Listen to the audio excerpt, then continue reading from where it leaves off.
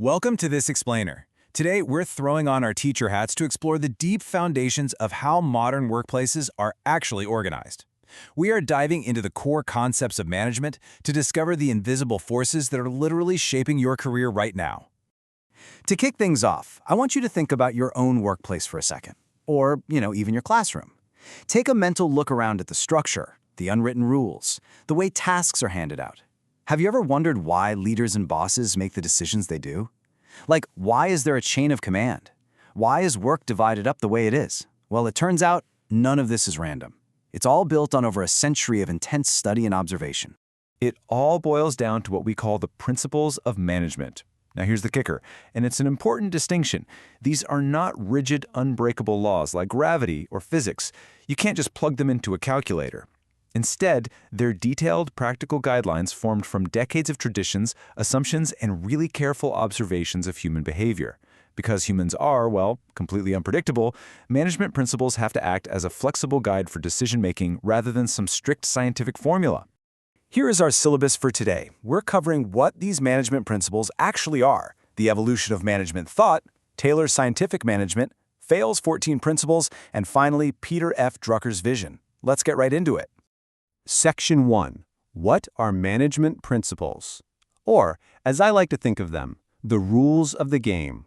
Let's unpack the core nature of these guidelines. So what are these principles actually made of? According to our source material, they rest on a few key pillars. First up, universal acceptance. That means they apply to almost any group activity, whether you're running a massive car factory or a local high school. But crucially, they are flexible. They're general guidelines that depend entirely on human behavior. And finally, there's this concept of contingency. Basically, this means a manager has to adapt these principles based on the specific, unavoidable situation sitting right in front of them. It's all about applying the exact right tool at the exact right moment. And you can see exactly how this connects to actual business success. Because these guidelines are flexible and adaptive, they allow a business to survive and cope with a constantly changing environment. Because they're based on human behavior, they help a company fulfill its social responsibility to its employees. By acting as universal guidelines, they naturally boost overall managerial efficiency. And by forcing managers to focus on real-world contingencies, they promote thoughtful, logical decisions rather than just, guessing in the dark. Moving on to Section 2, Evolution of Management Thoughts. Let's trace this workplace history and see how we went from utter chaos to the modern managed office. This is our journey through the history of workplace management. We start way back in the 19th century classical era. Think Industrial Revolution. The focus here was almost entirely on machine-like efficiency, rigid structure, and financial motivation. But eventually, leaders realized that, hey, workers aren't actually machines. So we pivot to the early 20th century and the neoclassical theory. Led by folks like Elton Mayo and his famous Hawthorne experiments, the focus shifted dramatically to human relations, group behavior, and job satisfaction. Finally, post-1960, we arrive at modern management. This is a massive integration of psychology, statistics, math, and IT, giving us the highly specialized professional managers we have today. Section 3. Taylor's scientific management. We're zooming back to that 19th century classical era to meet our very first major fixer, Frederick Winslow Taylor, who took on the massive inefficiency of the factory floor. Back in Taylor's time, factories basically ran on what was called the rule of thumb. Workers just did tasks the way they had always been done or however the boss commanded. It was incredibly inefficient, and it created a ton of conflict between owners who wanted maximum profit and workers who just wanted higher wages. Taylor came in and sparked a literal mental revolution. He introduced scientific management. Instead of just winging it, he analyzed work scientifically to find the absolute best way to do a task. His goal? Increase productivity, lower costs, and actually harmonize the goals of the owner and the worker. Taylor put it perfectly himself. He said, management is, quote, knowing exactly what you want your men to do and then see to it that they do it in the best and the cheapest way. It definitely sounds strict to our modern ears, but at the time, it was revolutionary.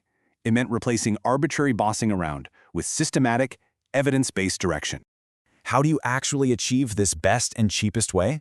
Well, Taylor brought in some highly specific scientific techniques. First, the time study, literally timing people with a stopwatch to find the exact standard time a task should take. Second, the motion study. He carefully observed workers to cut out any wasted physical movements, which actually had the huge benefit of reducing worker fatigue. And third, the differential wage rate. He figured that highly efficient workers who produced more should get paid a higher wage rate as a direct motivation, while less efficient workers got a lower rate to push them to improve. All right, Section 4, Fayol's 14 Management Principles. While Taylor was out there meticulously optimizing the factory floor, a French engineer named Henry Fayol was looking at the bigger picture, structuring the entire corporation. Fayol realized pretty quickly that just having deep technical knowledge of a factory wasn't going to cut it to run a whole successful business.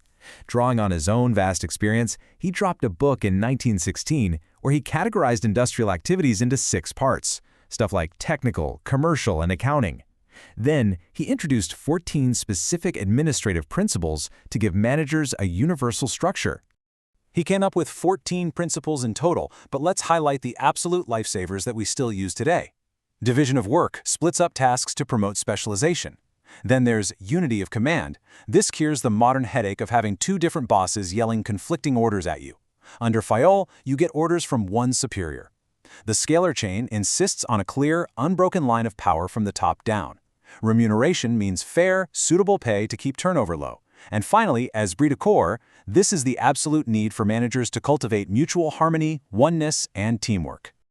Finally, Section 5, Peter F. Drucker's vision, the modern human approach. We are leaving the classical era behind and stepping into modern management, where Drucker completely revolutionized the workplace.